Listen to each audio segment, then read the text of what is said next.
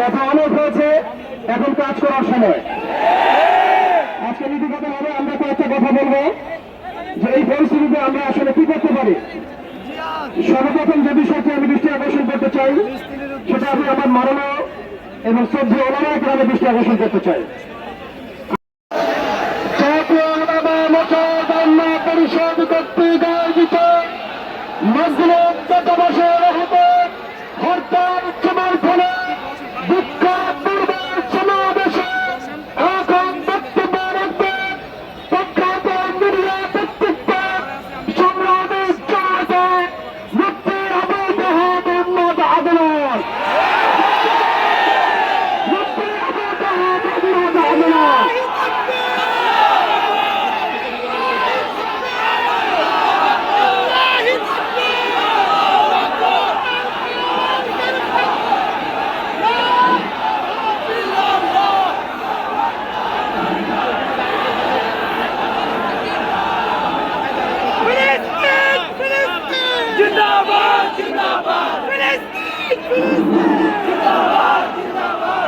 السلام عليكم ورحمة الله وبركاته.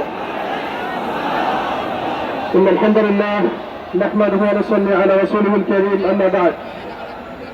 সম্মানিত জনতা, আজকে কোনো বয়ান করার মুহূর্ত নয়, কোনো বড় লেকচার দেওয়ার মতো সময় নেই এবং আজকে বিস্তারিত কোনো কথা বলার মতো পরিস্থিতি আমাদের সামনে নেই। আর কথা অনেক হয়েছে, বয়ান অনেক হয়েছে। আমরা বিশ্বব্যাপী এই মানবতার ধ্বজাধারীদের যে অপতৎপরতা এবং আমাদের ভাইদের উপর নির্মমভাবে গুলি চালানো, শিশুদেরকে বোমের খোরাক বাড়ানো, মা বোনদেরকে ধর্ষণ করানোর নাটক আমরা ইতিহাসে অনেক দেখেছি। কথা অনেক হয়েছে, এখন কাজ করার সময়। আজকে নীতিগতভাবে আমরা কয়েকটা কথা বলবো যে এই পরিস্থিতিতে আমরা আসলে কি করতে পারি।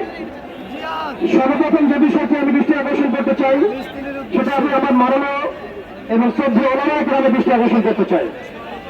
আমি দৃষ্টি আকর্ষণ করতে চাই ইসরায়েলের এই বর্বরতার বিরুদ্ধে একমাত্র গ্রহণযোগ্য কার্যকারী সমাধান যে জিহাদ ফি সাবিলিল্লাহ, এই ফতোয়াটাকে সুস্পষ্ট করতে হবে। সর্বপ্রথম আমাদেরকে জিহাদের ফতোয়া সুস্পষ্ট করতে হবে।